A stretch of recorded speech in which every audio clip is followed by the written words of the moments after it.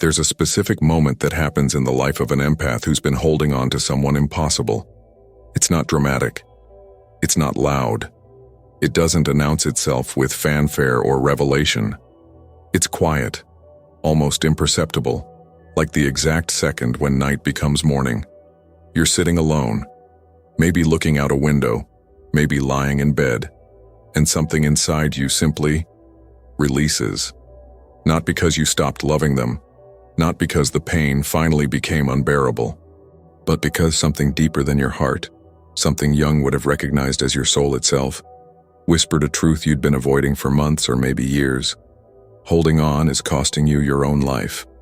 If you've ever felt your chest tighten when you saw their name, if you've ever caught yourself imagining conversations that will never happen, if you've ever wondered whether you're broken for caring this deeply about someone who was never really yours, I need you to understand something that will change everything.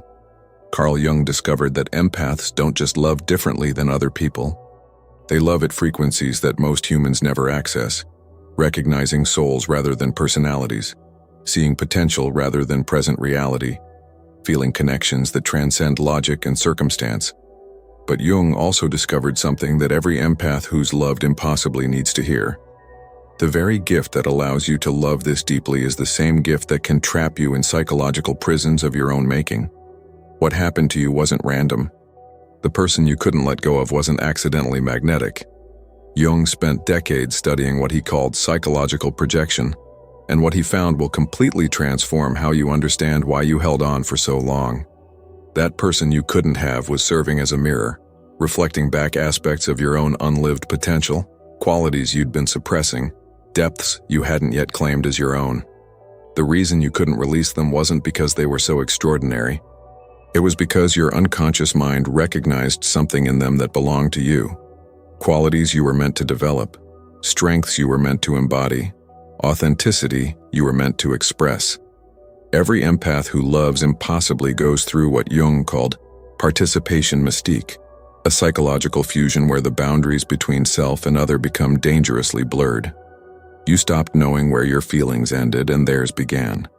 You absorbed their emotions, anticipated their needs, felt responsible for their happiness while neglecting your own psychological sovereignty.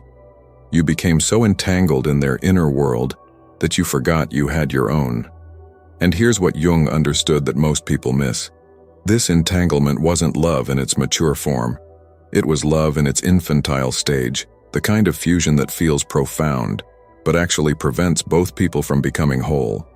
But something happened that forced you toward what Jung called individuation, the psychological process of becoming who you actually are, rather than who you've been performing to maintain connection.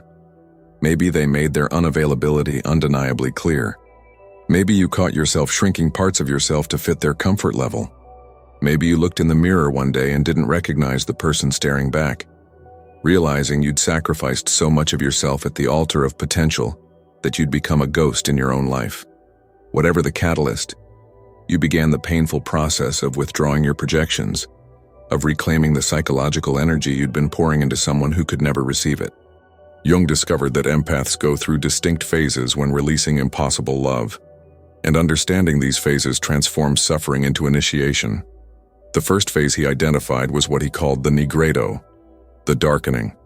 This is where most empaths are right now, trapped in the twilight between holding on and letting go. You're still checking their social media, still hoping circumstances might change, still maintaining that small flame of possibility because extinguishing it feels like extinguishing a part of yourself. You tell yourself you've moved on while your unconscious mind continues writing stories where somehow, impossibly, everything works out. You're practicing what Jung would have recognized as spiritual bypassing, using hope as a defense mechanism against grief. This phase is exhausting in ways that people who've never loved impossibly cannot comprehend. You wake up tired because your dreams were filled with them. You go through your days performing normalcy while carrying a weight in your chest that never quite lifts. You date other people but compare everyone to the impossible standard of someone who remained perfect in your mind, precisely because reality never had a chance to disappoint you. You've become addicted to longing itself, mistaking the intensity of unrequited love for depth, confusing your capacity to suffer for someone with your capacity to love them. But Jung observed something remarkable about empaths in this phase. Beneath the conscious pain, something deeper is happening. Your psyche is preparing for what he called an antiodromia, the principle that everything eventually transforms into its opposite. The very suffering that feels like it's destroying you is actually composting the soil, where your authentic self will eventually grow. Every tear is sacred water. Every moment of longing is teaching you to distinguish between love and attachment, between recognition and possession, between honoring someone's essence and needing them to complete you. The second phase Jung documented was the albedo, the whitening, where clarity begins emerging from chaos. This is the phase where you start asking different questions. Instead of wondering why they can't love you back, you begin asking why you needed their love to feel worthy. Instead of focusing on their unavailability, you start examining your pattern of choosing unavailable people. Instead of trying to change circumstances, you begin investigating what this impossible love was trying to teach you about yourself. This is where Jung's insight becomes revolutionary. He discovered that empaths often unconsciously choose impossible love because it allows them to experience intensity without the vulnerability required for sustainable intimacy. You could love them completely because the impossibility created a safety net. You could show your depth because the relationship had built-in boundaries. You could be seen without the terror of being truly known, appreciated without the risk of disappointing someone who could actually stay. The impossible love protected you from something scarier than unrequited feelings. It protected you from the exposure that comes with available love. Jung found that this realization often brings a grief more profound than missing the person. You begin mourning not just what you couldn't have with them, but what you've been avoiding with everyone by continuously choosing impossible situations. You recognize the pattern that's been running your life, the unconscious program that seeks intensity in unavailable places while remaining closed to depth in accessible ones. You see how you've been using impossible love as a way to feel alive while avoiding the actual aliveness that comes from being vulnerable with someone who can choose you every single day. But Jung also discovered something beautiful about empaths in this phase. They begin reclaiming their projections, pulling back the psychological energy they've been investing in impossible situations and redirecting it toward their own development. You stop trying to become what they needed and start becoming who you actually are. You stop performing depth to prove your worth and start inhabiting depth because it's your natural state. You stop seeking recognition from someone unavailable and start recognizing yourself. The third phase Jung identified was the rubedo, the reddening where integration finally occurs. This is the phase that most people never reach because it requires something that feels counterintuitive. You must learn to hold love and release simultaneously, to honor the connection while accepting its impossibility, to carry gratitude for what someone showed you about yourself while building a life that doesn't include them. This isn't the same as moving on or getting over them. This is transformation at the soul level, where the love itself undergoes alchemy. Jung observed that empaths who reach this phase often experience what he called the transcendent function, the psychological ability to hold paradox without needing resolution. You can acknowledge that the connection was real while accepting that relationship was impossible. You can feel grateful for what they awakened in you while releasing attachment to them specifically. You can carry the lessons they taught while opening to available love. You can honor the profundity of what you felt while recognizing that intensity isn't the same as compatibility. This is where the magic happens, though it doesn't feel magical at first. It feels like surrender, like defeat, like giving up on something that once felt essential to your existence. But Jung understood that this surrender is actually victory, the triumph of your authentic self over your conditioned patterns, the emergence of psychological sovereignty that makes you genuinely free for the first time in your life. You stop measuring love by its intensity and start valuing it for its sustainability. You stop seeking recognition from someone who couldn't see you and start appreciating people who show up consistently. You stop romanticizing unavailability and start honoring accessibility. Jung made a profound discovery about what happens in an empath's psyche when they finally let go of impossible love. He found that the energy that was trapped in longing, frozen in hope, invested in someone who could never receive it, suddenly becomes available for what he called individuation work. This energy returns to you like a river that had been dammed finally flowing freely again. You have more creativity, more clarity, more capacity for joy, more access to your own authentic desires that had been buried beneath the weight of impossible love. But here's what Jung found most significant about empaths who successfully release impossible love. They don't become less capable of depth. They become more discerning about where they invest their depth. They don't close their hearts to protect themselves. They open their hearts more fully while maintaining boundaries that honor their own psychological sovereignty. They don't stop recognizing soul-level connection when they encounter it. They simply stop mistaking recognition for relationship, appreciation for attachment, intensity for compatibility. The person you couldn't let go of served a specific function in your psychological development. Jung would have recognized them as what he called a psychopomp, a guide who appears in your life to escort you from one stage of consciousness to another. They weren't meant to be your destination. They were meant to be your catalyst, awakening capacities within you that were dormant, showing you depths of feeling you didn't know you possessed, forcing you toward the kind of self-examination that leads to genuine transformation. Their unavailability wasn't cosmic cruelty. It was cosmic precision, keeping you from merging with someone before you'd learn to be whole within yourself. If you're recognizing yourself in these phases, if you can feel how you've been trapped between holding on and letting go, if you're beginning to suspect that releasing this person might not mean losing your capacity for depth, but rather reclaiming it for yourself, I want you to share in the comments just one word: ready. Because Jung believed that stating your readiness for transformation is often the first step toward experiencing it. Your willingness to acknowledge where you are in this process matters more than you realize. Think about what's been happening in your life while you've been holding on to someone impossible. How many available connections have you dismissed because they couldn't match the intensity of your impossible love?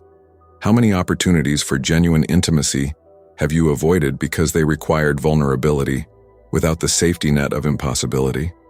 How much of your authentic self have you kept hidden because you were saving your full expression for someone who could never receive it? Jung would have asked you these questions not to make you feel guilty, but to help you see the cost of remaining in this suspended state between love and life. The truth about empaths is that you don't just feel deeply, you feel accurately. When you recognize something profound in that impossible person, you weren't imagining it. You saw their potential, their hidden depths, their unlived authenticity. But here's what Jung discovered that changes everything. What you were seeing in them was also what was seeking expression in yourself. The qualities that drew you to them, the depths you recognized, the authenticity you admired, these weren't just about them. They were mirrors reflecting your own undeveloped potential back to you. This is why releasing them feels so terrifying. You're not just letting go of a person. You're afraid you're letting go of the possibility of experiencing that kind of depth, that quality of recognition, that sense of being truly seen. But Jung understood that this fear is based on a fundamental misunderstanding. The depth wasn't created by them. It was activated by them, which means it lives in you, belongs to you, and will be there when you encounter someone who can actually build something real with you at those depths. The moment you truly let go, something remarkable happens in your psyche. Jung called it the return of the soul, when the parts of yourself that you'd projected onto someone else come back home to you. Suddenly you have energy for your own creative projects. You notice beauty in ordinary moments again. You feel genuinely curious about your own life, rather than living vicariously through fantasies about someone else's. You discover that the capacity for depth you thought required them was actually yours all along, and it's waiting to be expressed in your own authentic life, rather than donated to someone who could never receive it. But Jung warned about something crucial that every empath needs to understand. There's a shadow side to this pattern of loving impossibly, and if you don't address it, you'll simply repeat it with someone new. Some empaths become addicted to the purity of impossible love because it feels more spiritual than available love, more profound than the ordinary intimacy that comes with shared daily life. They unconsciously seek unavailable people because longing feels safer than satisfaction, potential feels more romantic than reality, and the intensity of unrequited love creates a high that accessible relationships can't match. Jung observed that empaths trapped in this pattern often have unresolved attachment wounds from childhood. Maybe you learned early that love meant longing for someone who couldn't fully see you, waiting for affection from caregivers who were physically present but emotionally unavailable, performing to earn attention that should have been given freely. The impossible love in your adult life isn't creating new pain. It's activating old wounds, giving you an opportunity to finally heal patterns that have been running your life since before you had words to name them. This is where Jung's concept of individuation becomes essential for empaths. Individuation isn't just about becoming yourself. It's about withdrawing your projections from others and owning the qualities you've been seeking externally. Every characteristic you loved in that impossible person is a quality your own psyche is ready to develop. Their confidence becomes your invitation to stand in your own power. Their creativity becomes your permission to express your authentic voice.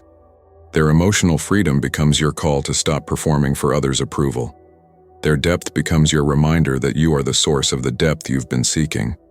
The alchemy happens when you shift from seeking these qualities in someone else to cultivating them within yourself. This doesn't mean you become narcissistic or closed off. It means you become whole, complete within yourself, while remaining genuinely open to connection.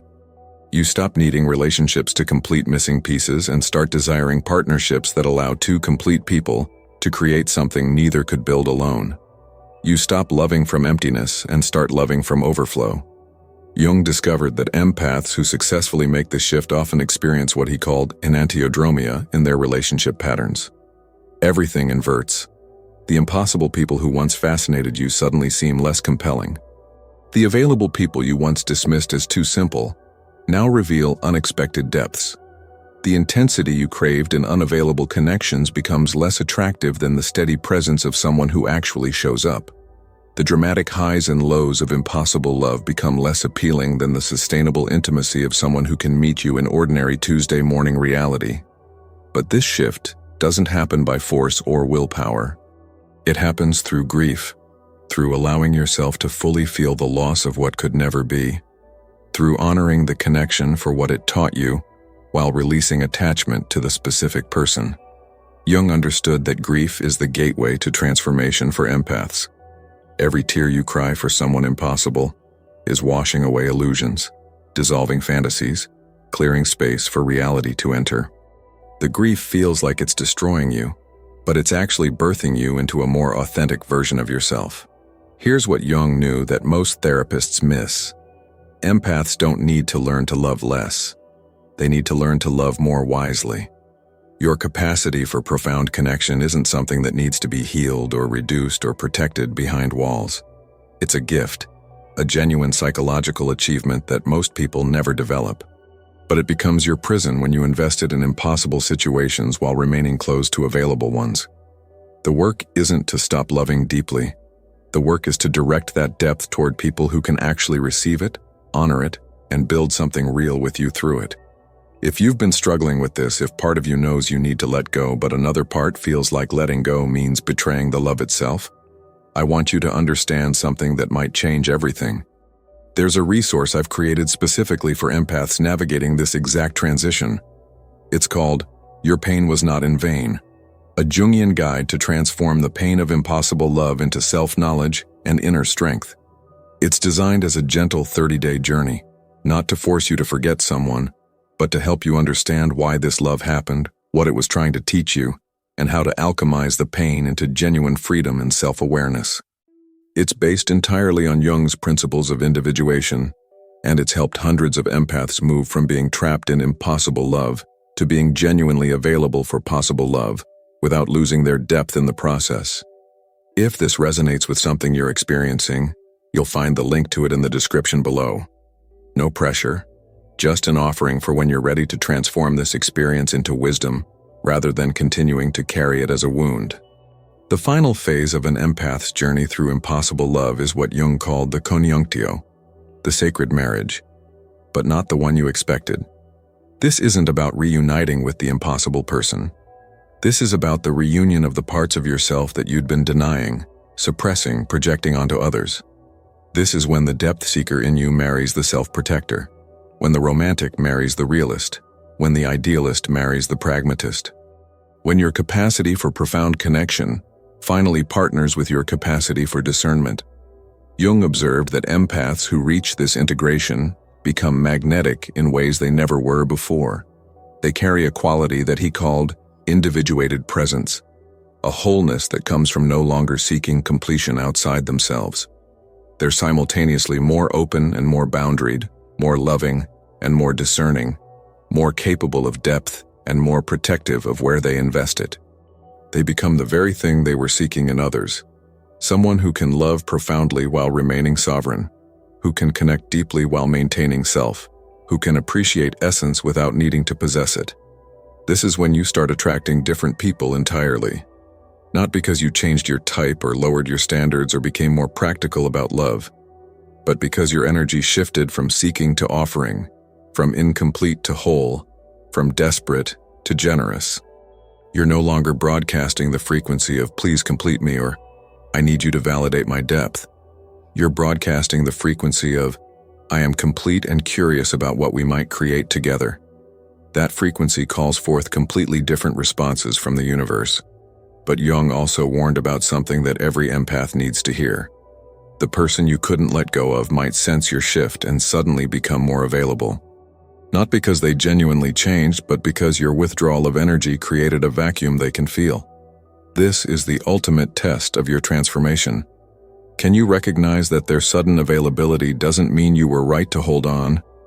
Can you understand that their interest appearing precisely when you let go reveals that it was never about genuine connection, but about the dance of pursuit and withdrawal? Real love, Jung discovered, doesn't require you to let go before it shows up. Real love doesn't punish your attachment by withdrawing and reward your detachment by appearing.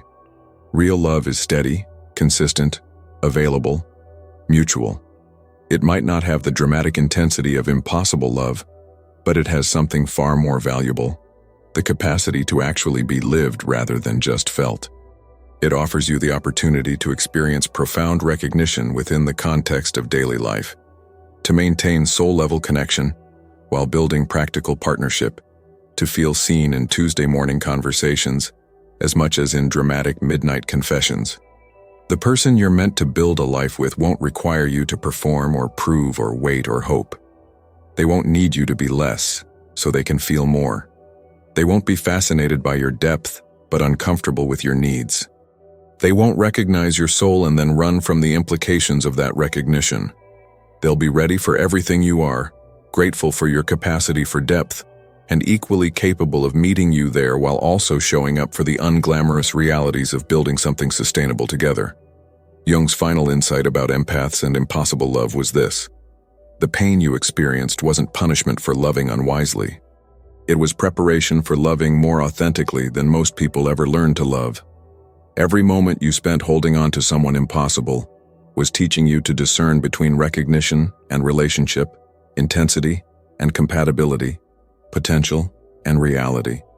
Every tear was sacred instruction in the difference between love and attachment, between honoring someone's essence and needing them to complete you. Every night of longing was training you to find the source of fulfillment within yourself, rather than seeking it in another person's validation. The empaths who transform impossible love into wisdom, rather than carrying it as permanent wound, share a specific quality. They learn to honor the connection for what it taught them while releasing attachment to the specific person. They can say that was real and profound and meaningful, without needing to say, and therefore it should have worked out. They can acknowledge, that person saw parts of me no one else had seen, without concluding, and therefore no one else ever will. They can feel grateful for the awakening that person catalyzed without remaining attached to them as the only possible source of that depth. This is the freedom Jung believed was possible for empaths. Not freedom from feeling deeply, but freedom to feel deeply while remaining sovereign. Not freedom from recognizing souls, but freedom to recognize when soul recognition should translate into relationship and when it should remain as beautiful acknowledgement. Not freedom from intensity, but freedom to choose relationships that can hold intensity within sustainable structures. Not freedom from love, but freedom to love wisely, generously, completely, with people who are actually available to build something real with you. Your journey through impossible love wasn't a mistake. It was initiation into understanding love at depths most people never access. But the initiation is only complete when you take what you learned and apply it to creating possible love with someone available. The impossible person served their purpose. They showed you what you're capable of feeling, recognizing, offering. Now your work is finding someone who can receive what you discovered you're capable of giving. Someone who can match the depth you learned you're capable of accessing. Someone who can build the kind of partnership your impossible love showed you was possible, but couldn't actually create with you.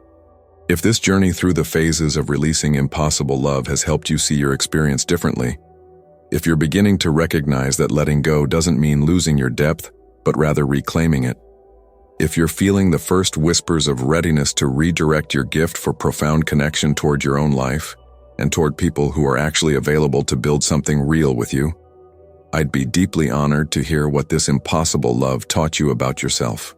Take a moment to share in the comments what quality or capacity this experience awakened in you, because your reflection might be exactly what another empath needs to hear to understand their own journey.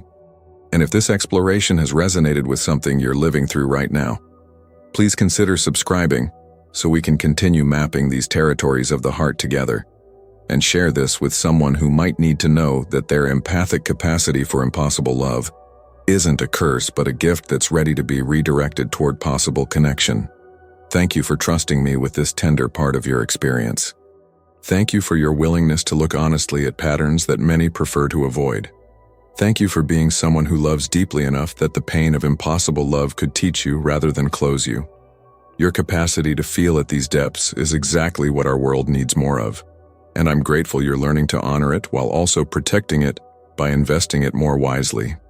Until we meet again in the next exploration of what it means to love consciously and live authentically,